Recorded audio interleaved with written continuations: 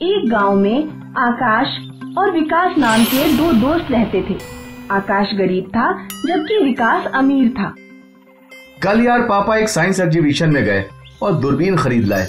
बड़े लोग बड़ी बातें। अगर अच्छे दोस्त ना हो तो अमीरी में भी कोई सुख नहीं है। चल, मैंने कल लस्सी पिलाई थी, आज तू समोसे खिला।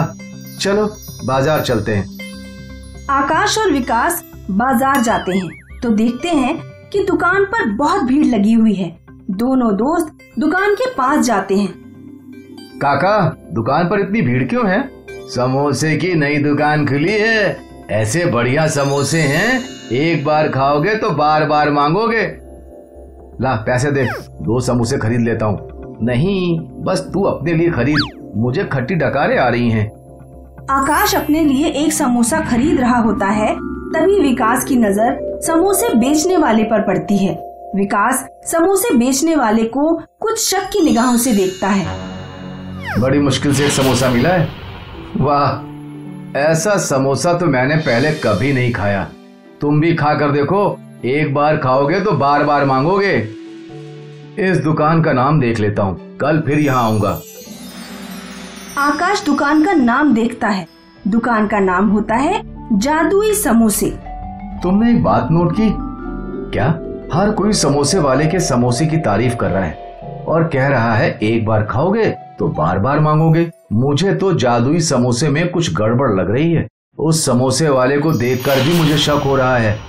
जासूसी नॉवेल पढ़ पढ़कर तुम्हारा दिमाग खराब हो गया है। चलो घर चलते हैं, अंधेरा हो गया है और बारिश भी आने वाली है। आकाश और विकास अपने घर चले जाते हैं। अगले दिन आकाश जब सोकर उठता है तो उठते ही उसे जादुई समोसे वाली दुकान के समोसे खाने का मन करने लगता है। आकाश का चारपाई बुनने का खानदानी काम था। बेटा, रामपाल अपनी खटिया दे गए हैं, सादा बुनाई डालनी है उसमें। जी पिताजी। आकाश खटिया बुनने बैठता है लेकिन अपने काम में बिल्कुल ध्यान ही नहीं लगा पाता। पिताजी, मैं समोसे खाने जा रहा हूँ, अभी आता हूँ। 2-3 दिन तो आकाश के पिताजी ने आकाश से कुछ नहीं कहा, लेकिन फिर एक दिन आकाश जब सुबह सुबह समोसे खाने जाने लगा तो पिताजी ने उसे टोक दिया। ये रोज रोज क्या समोसे खाता रहता है? पेट खराब कर लिया है तूने समोसे खाकर अपना। पहले तो तूने इतने समोसे कभी नहीं खाए, लेकिन पिछले 2-3 दिनों से तो तूने हद कर रखी है। आज मैं तुझे नहीं जाने दूंगा। लेकिन पिताजी, मैं बिना समोसे खाए नहीं रह पाऊंगा। आकाश के पिताजी ने आकाश का हाथ पकड़ लिया, लेकिन आकाश फिर भी नहीं रुका। गांव वालों, मेरा लड़का पागल हो गया है, जरा इसे रोकने में मेरी मदद करो। आकाश के पिताजी आकाश को पकड़ते हैं। पिताजी को एक आदमी पकड़ता है, उस आदमी को दूसरा आदमी पकड़ता है, दूसरे को तीसरा, तीसरे को चौथा। इस तरह पूरी एक चेन बन जाती है। आकाश अपने पिताजी से हाथ छुड़ा लेता है, पूरी चेन एकदम से गिरती है। आकाश उस दिन भी जाकर समोसे खाता है। अगले दिन आकाश के पिताजी विकास के घर जाते हैं। विकास बेटा, पता नहीं आकाश को क्या हो गया है। बाजार में जादुई समोसे नाम की जो नई दुकान खुली है, बार बार उसी दुकान के समोसे खाने जाता है। आप चिंता ना करें अंकल जी, मैं सब कुछ संभाल लूंगा।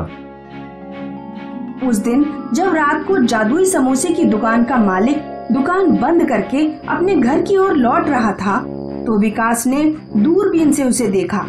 विकास दुकान के मालिक का पीछा करता है। बहुत जल्द पूरे गांव को हमारे समोसे की लत लग जाएगी, तब हम बहुत अमीर हो जाएंगे। गांव वाले मूर्ख, जानते ही नहीं कि तुम एक केमिस्ट हो और समोसों में नशीला पदार्थ मिलाते हो और फिर लोगों को समोसे की लत पड़ जाती है। हल्के बोल, किसी ने सुन लिया तो मारे जाएंगे। विकास सारी बातें सुन लेता है। अगले दिन विकास कुछ गांव वालों के साथ जादुई समोसे वाली दुकान पर पहुंचता है। क्या बात है, तुम लोग यहाँ क्यों आए हो? ये हम तुम्हें बाद में बताएंगे। मुखिया चाचा, पहले तुम समोसे खाओ। मुखिया चाचा समोसे खाते हैं। अब मेरा और समोसे खाने का मन कर रहा है। सच सच बताओ, तुम अपने समोसे में क्या मिलाते हो? आलू और मसालों के अलावा मैं कुछ भी नहीं मिलाता अपने समोसे में। सच बोल दो वरना मैं अभी पुलिस को बुला लूंगा। पुलिस का नाम सुनते ही दुकान का मालिक डर जाता है और सब कुछ कबूल कर लेता है। मुझे माफ कर दो। अपनी बिक्री बढ़ाने के लिए मैं समोसों में नशीला पदार्थ मिलाता था ताकि लोगों को समोसे की लत लग जाए और वो बार बार मेरी दुकान पर समोसे खाने आए। विकास तुरंत पुलिस को फोन लगाता है। पुलिस आकर केमिस्ट को गिरफ्तार करती है। इसीलिए मैं तुमसे कहा करता था कि बाहर की चीजें ज्यादा नहीं खानी चाहिए।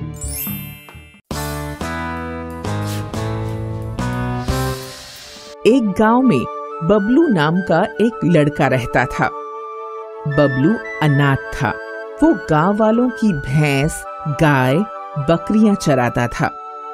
बदले में गांव वाले बबलू को तीज त्योहार पर घर बुलाकर खाने को मिठाई वगैरह दे दिया करते थे। बबलू मिठाई खाकर खुश रहता और जानवरों को चलाते हुए जंगल में बैठा बांसुरी बजाता रहता था। एक दिन गांव में वसंत पंचमी का उत्सव था। उस दिन बबलू को ढेर सारी मिठाइयां मिली। जब बबलू जंगल में बैठकर मिठाई खा रहा था तो एक बूढ़ा आदमी बबलू के पास आया। बेटा, 3-4 दिन से भूखा हूँ, कुछ भी नहीं खाया है, थोड़ी मिठाई मुझे भी दे दो। बबलू ने अपनी आधी मिठाई उस बूढ़े आदमी को दे दी। जैसे ही आदमी हाथ में मिठाई लेता है वो एक वन देवता में बदल जाता है। तुम बहुत दयालु हो बबलू। तुमने बिना सोचे समझे अपनी आधी मिठाई मुझे दे दी। मैं तुमसे बहुत खुश हूँ। मैं तुम्हें 4 चीजें देता हूँ जो मुसीबत के समय तुम्हारे काम आएंगी। वन देवता बबलू को 3 टोकरियां देते हैं।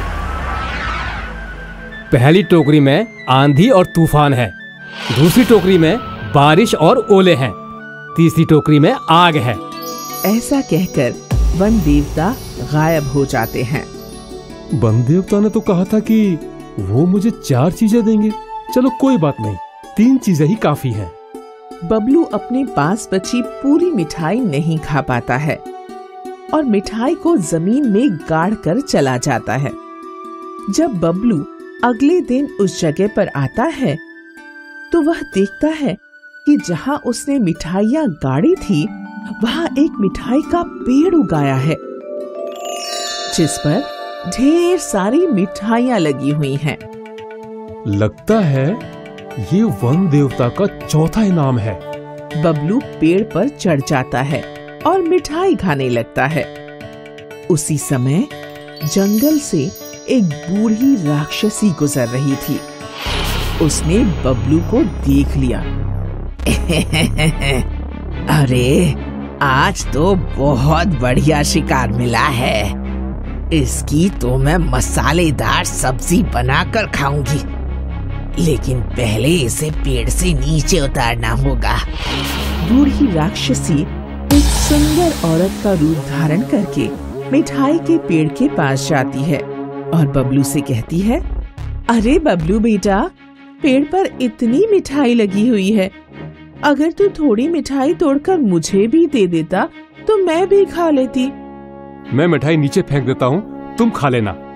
अरे बेटा, अगर तू मिठाई तोड़कर नीचे फेंकेगा तो मिठाई गंदी हो जाएगी।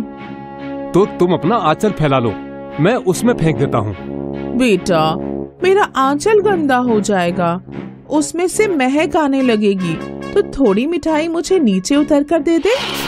बबलू बूढ़ी राक्षसी के छल कपट को नहीं समझ पाता। जैसे ही वो पेड़ से नीचे उतरता है, बूढ़ी राक्षसी अपने असली रूप में आ जाती है और बबलू को एक बोरे में बंद कर लेती है।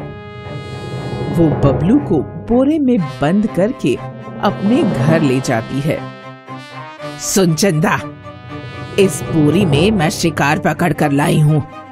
इसको पहले बांध दे, फिर इसका सिर काट दे और इसकी सब्जी बना लेना, खूब मसाले डालकर।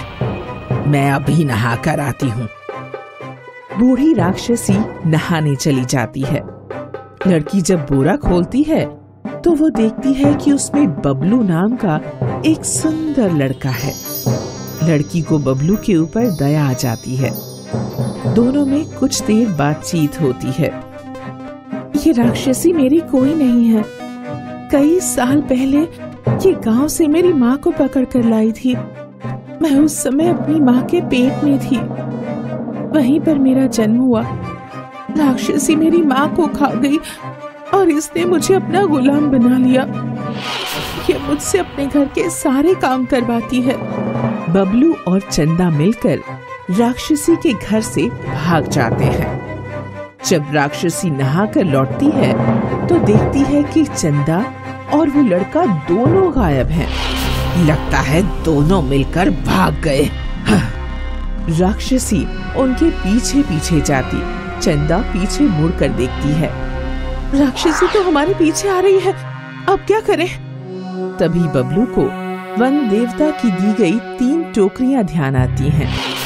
तुम चिंता मत करो, मैं अभी इस राक्षसी को भगाता हूँ। बबलू सबसे पहले आंधी और तूफान की टोकरी खोलता है, लेकिन तेज आंधी और तूफान के बीच भी राक्षसी हार नहीं मानती। वो उन दोनों का पीछा करती रहती है। लगता है ये ऐसे नहीं मानेगी।